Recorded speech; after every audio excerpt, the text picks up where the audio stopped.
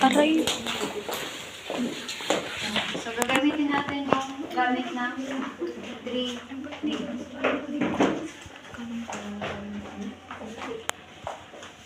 So, this is the comforter. Okay? This is what we call comforter. As you can see, yung mga hindi marunong sa hotel, or first check-in sa hotel, or yung wala talagang alam, totally sa housekeeping, they thought this is their kumot, the comforter. So, ito yung minsan ginagawa nilang kumot, dito sila nahihiga, tapos ito yung kinukumot nila, which is wrong. This is a comforter, meaning the purpose of the comforter is to avoid the bed from getting dust. So, this is the bed for the guest. Kino-cover natin siya ng comforter to avoid it from getting dust. Okay? Kasi after ng bed making, saka pa lang tayo maglilinis all around the rooms. Okay? So we have a proper way of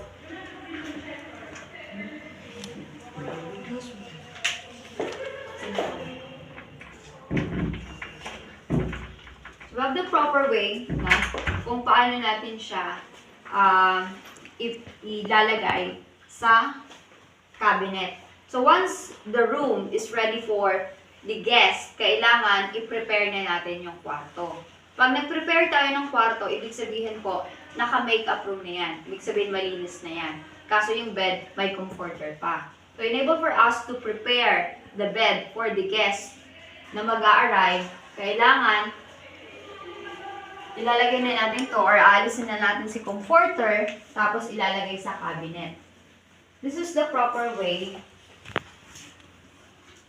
ng pag-aalis ng comforter. Skipping. Come in. Morning, ma'am.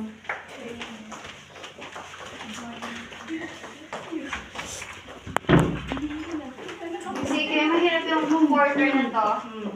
Dahil hindi siya nasunod. Masyado na kasi siyang malambot. Yung comforter na ginagamit natin, yung medyo matigas, na isang ganun mo lang, nasunod siya. Okay, this one, hindi na. Siguro gamit na to. Halata naman. No? Nakikita niyo kung paano ko pinafold? Yes, ma'am. That's the proper way of folding the comforter. Then, this one, saka niyo siya ilalagay sa cabinet. Okay? Pagkatapos nun, ilalagay ulit natin siya kapag magbe-bed making ulit. Okay? Tapos, ito na yung ipapatong nyo. Paano natin siya ilalagay ulit? Ganito lang. Kasi ganito natin siya kukunin sa cabinet. Okay? Ilalagay nyo siya sa gitna. Tapos dito kayo, sa baba. Ganun lang. Tapos, ganun. Liwanag? Lagyan nyo lang siya ng elevation. Okay? So, ganun po yung paglalagay at pag-aalis ng comforter. Maliwanag tayo doon? Yes, yes. Nakuha? Yes, yes. Gawin niyo, boys. Nakapagod ako mag-ligpit ng comforter. Ligpit na muna. Bago tayo mag-stripping. Okay. Kayong dalawa. Ay. Ayusin mo. Ayusin niyo naman. Ayusin mo. Hindi sa... Din pa sa bali, Herb. Sa gilid, Herb. Yan. Tika mo, tika mo.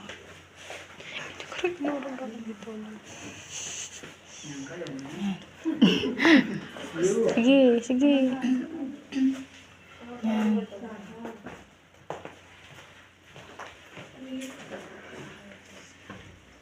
Yay. Okay na. Tapos lalagay yan sa cabinet. Lalagay mo lang dito para ilagay natin dito. Now, the stripping. Okay. Pag nag-strip tayo ng bed, di ba, ang sabi natin, pag nag-bed making tayo or kaya housekeeping procedure, di ba, kailangan mag-strip muna tayo ng bed bago tayo maghugas ng kamay, tapos bring in the clean linens. Tama? So, this is how you strip the bed. Uunahin natin to.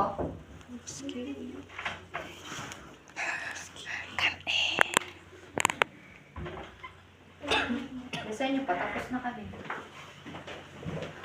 Okay? When you strip the bed, unahin natin yung mga pillowcase.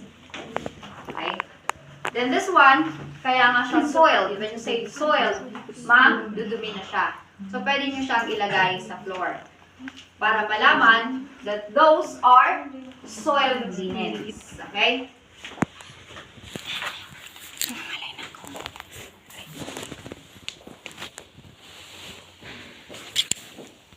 Also, you have to loosen up the bed sheets. Okay? Hindi nyo siya ma-strip kung hindi nyo muna nilulose yung mga sides ng bed sheets. Okay? And remember na kapag nag-strip tayo ng bed, one by one tayo. What's the reason behind? Kasi nga, baka may naiwan si guest. Kaya dapat, you have to strip that one by one. At kailangan kunin mo siya sa gitna. So, pwede nyo siyang ilapag, but this one, gagamitin ulit natin. Kaya ilalagay ko dyan, ha. Pero dapat, sa lapag.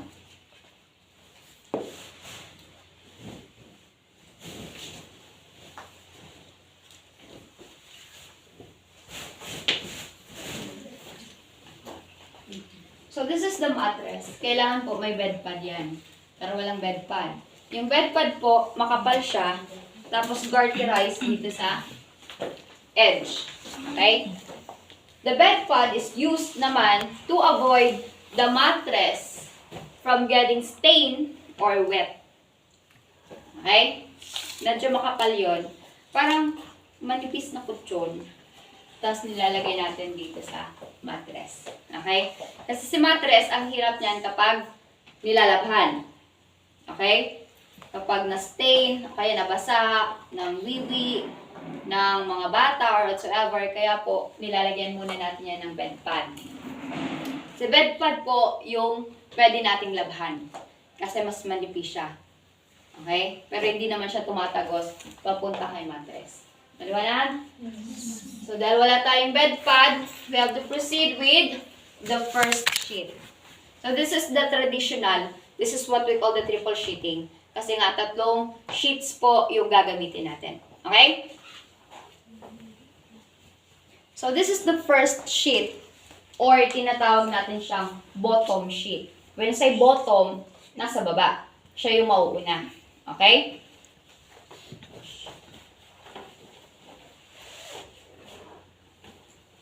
We have 2 types of throwing na mga sheets natin.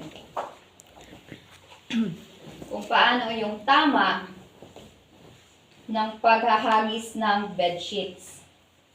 So this one is what we call the fisherman throw.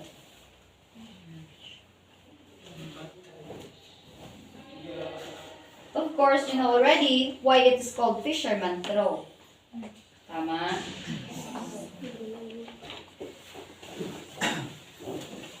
Kapag hinagis nyo yan, kailangan pantay-pantay yung each side.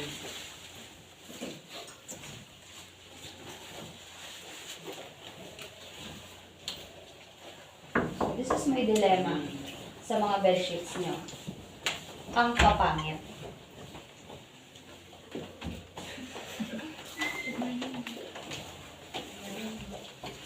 Also, we have 2 types of yung sheets natin, kapag tinathrow nyo yan, kailangan right side. Alam nyo na yung right side, di ba?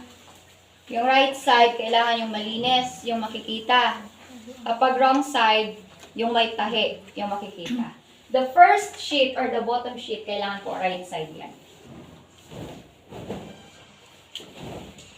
Okay. So, yung unang ginawa ko, that's the fisherman throw. This one,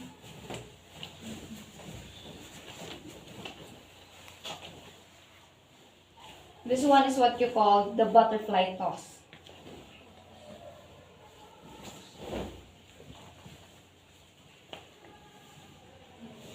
Okay? So what are the 2 types of throwing?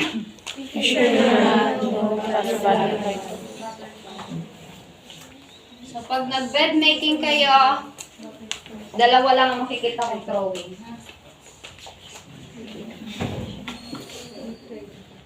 Kailangan pantay yung laglag. Both sheets. Dito kaya. Wala kayo matututunan dyan. Dito kaya.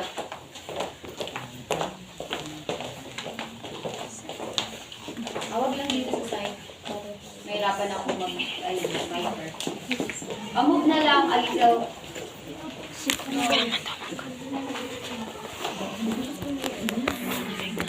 Okay? So this is your first sheet or what you call bottom sheet. Okay? Kapag nakikita nyo, medyo may usok pa, you can actually do this. Okay? Para mawala pa yung gusot. Hindi kasi pwedeng may gusot pag nagbe-bed making tayo, ha? Or kapag medyo malayo na, you can actually do this. Para wala lang gusot. Okay? Next is miter. When you say miter, this is the process of inserting the linens into the mattress. Okay? That is the miter. Now, we have two types of miter. Nga pala, pag nagmamiter tayo, always remember, kailangan yung unahin yung nasa top at saka sa bottom. Okay? So, magmamiter tayo. This is inserting linens into the mattress.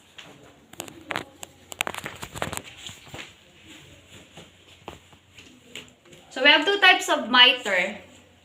The 45 degrees. You have to angle that. This is 45, ah.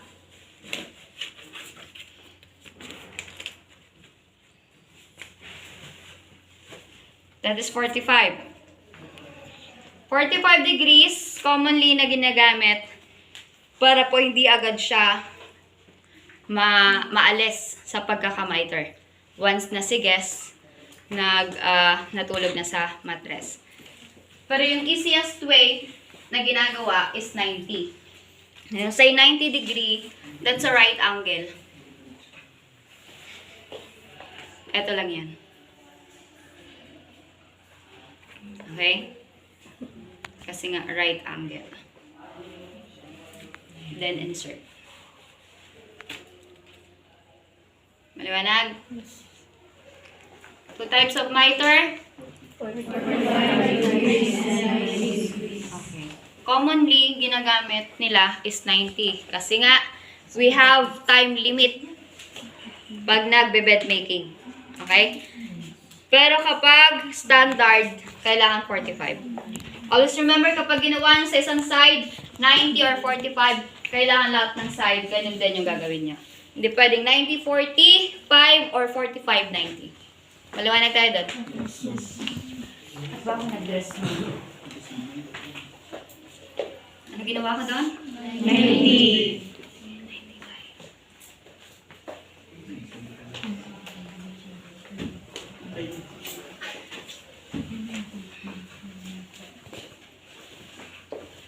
So kapag nag-miter po, inserting the linen, ganito po ang kamay natin.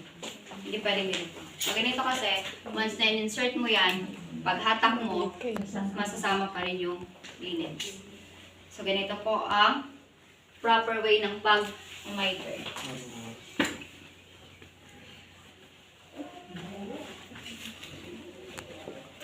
Isa pa, para hindi kayo pabalik-balik, no? You do the miter in a squat position. Tapos, itong side, tatapusin nyo muna bago kayo pumunta sa kabilang side. Okay? Para hindi po tayo pabalik-balik.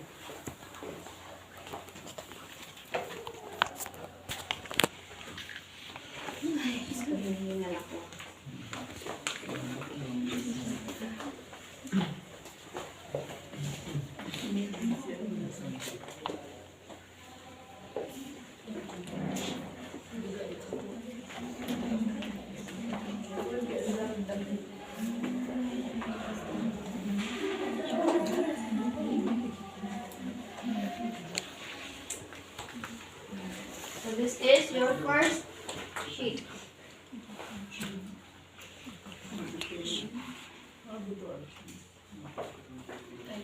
Next is the Second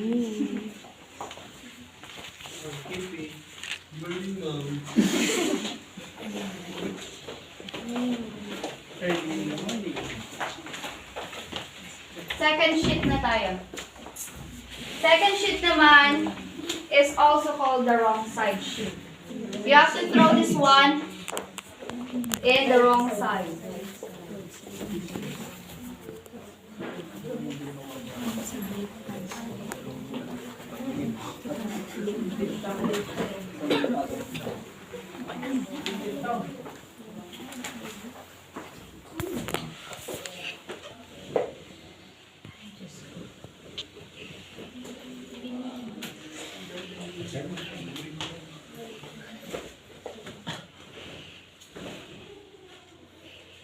Or maiksi talaga.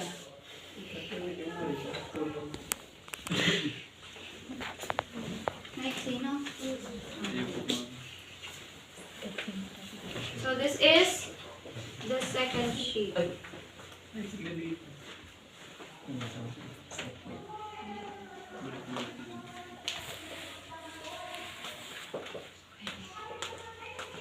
Second sheet or the wrong side sheet.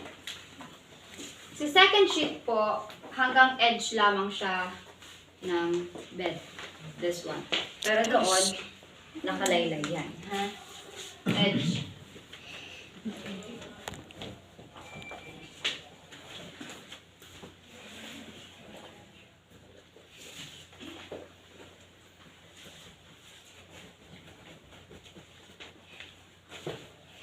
Next, you have to throw your blanket. Si blanket po, mas makapal yan sa mga bed sheets. Okay? So this is your blanket. You have to throw this one on the right side.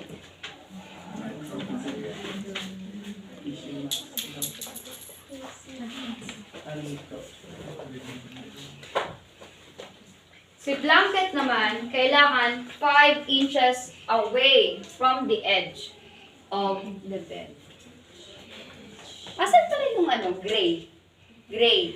Yung dati natin ginagamit, pag nag-strip kayo, asan yung gray? Ha? Bakit nawawala? Inuwi nyo ba? So, blanket. Okay? Blanket. Manipis lang pero mas, kasi to, mas cotton. So, you have to throw this one on the right side.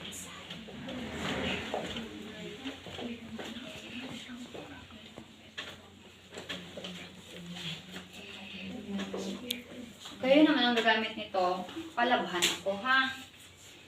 Kailangan 5 inch away from the bed.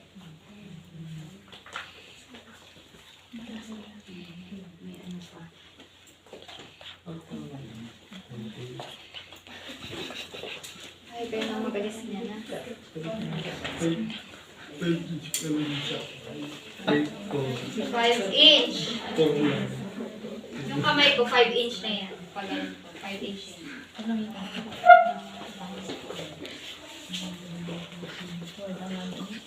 Tarundang ka. Okay? So as you can see, hindi ko muna siya minamiter. Kasi kailangan magkasama si second, blanket, tapos yung third sheet. Ito yung parang palaman. Okay? Saka kayo throw yung third sheet or what we call the top sheet.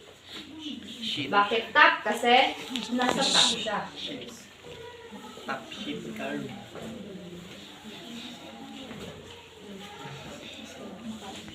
Same lang po ang third sheet natin or si top sheet. Right side.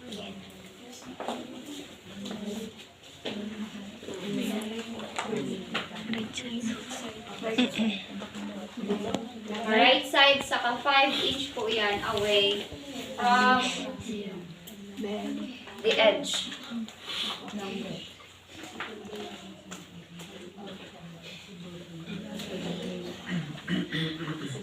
Ganun nga rin, mamarang pag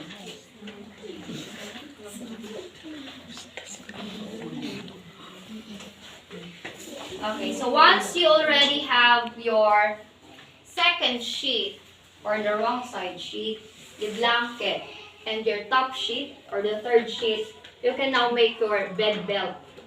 The bed belt, as you can see, yung second sheet nyo, okay? Nasa edge, tapos ito 5 inches away from the edge.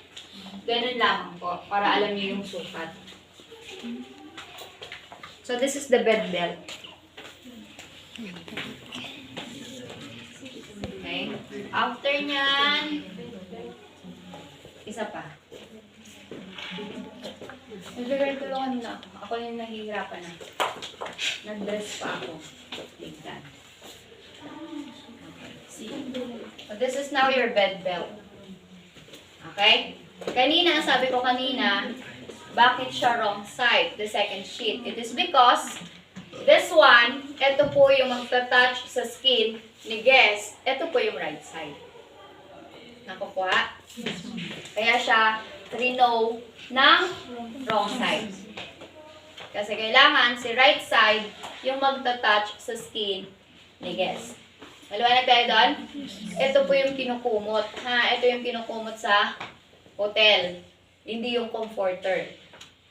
Okay? So this is now your bed belt. Pag nakapag-bed belt ka na, you can now miter. Ay, napakapangit ng mga bedsheet. Ano ito yung miter? Tapos.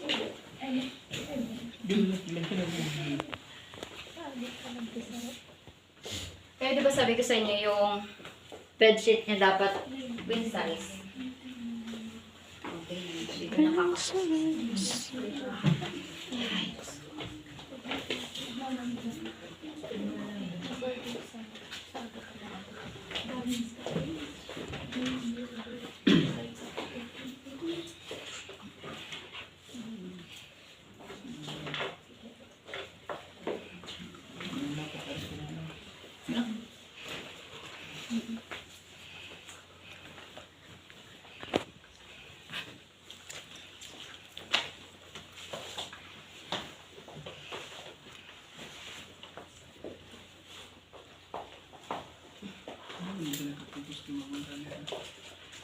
Then you do the miter.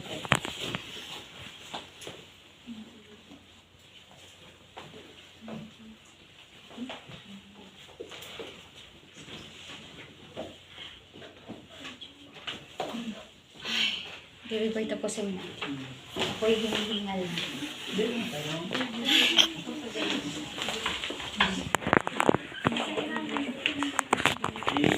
Hoy! Ba't kayo nakataas pa yung mga paa nyo?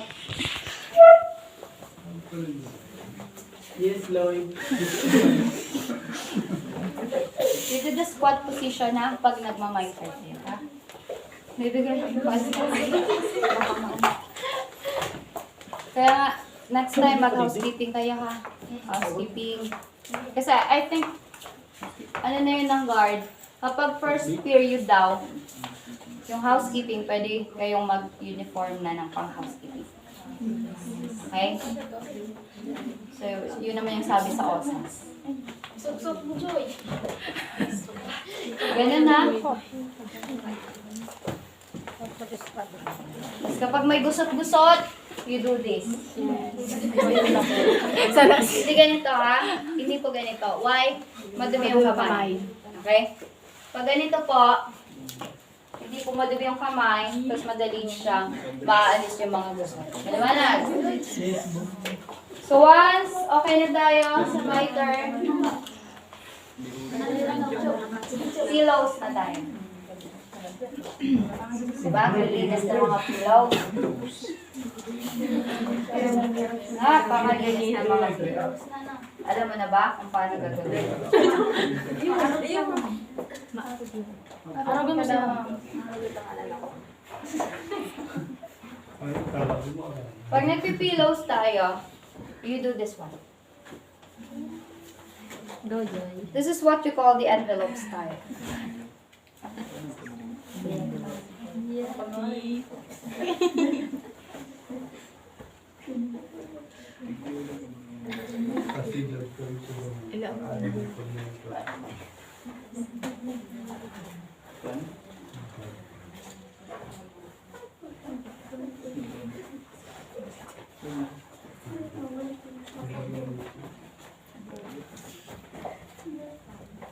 Ito, ipapasok nyo dito.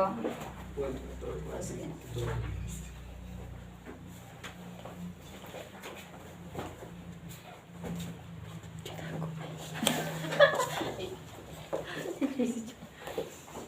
Okay? Iba nyo ba? Ito ha. Ilalagay nyo dito. Tapos ito po. Ilalagay nyo. Hindi na kayo Joey. Ilang ano yun sa tao? Ano yan?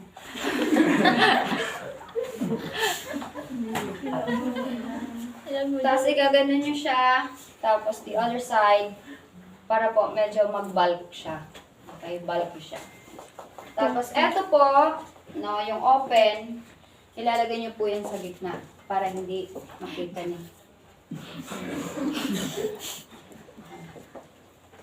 Okay, so this one, kabilang side, ilalagay nyo siya ng ganon. Okay? Tapos itutupi nyo siya ng ganon. Okay? Kuha? Yes, ma'am. Ang tawag nyo dyan? Envelope style. So that is your envelope style. Diba kahit gaano mo siya ka, ang pangit pa rin ng pillow, hindi na pantay. Tama? After that, saka nyo ilalagay po ang comforter. Nasa gitna lang yan. Okay? Do this. You do that. Tapos dito kayo. Ay, kayo siya gitna. Tapos, ganun lang.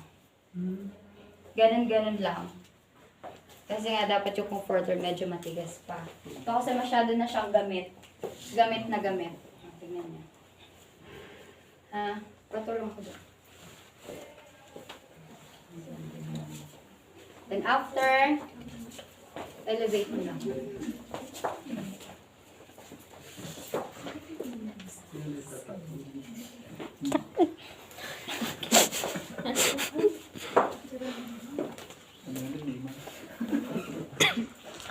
Okay? So that's how you do nagwant daw mga may petals or something na maganda yung bed and so on. Doon yun na makikita yung mga parang may swan, towel na swan, may mga petals and so on. Yun na po yung mga ginagawa natin by request. But this is the standard only. Wala nang by request, ordinary guest, ordinary day, wala naman ganyan lang yung ginagawa natin. Pero pag gumagawa kayo ng gano'n, inaalis natin si comforter. Doon tayo mismo sa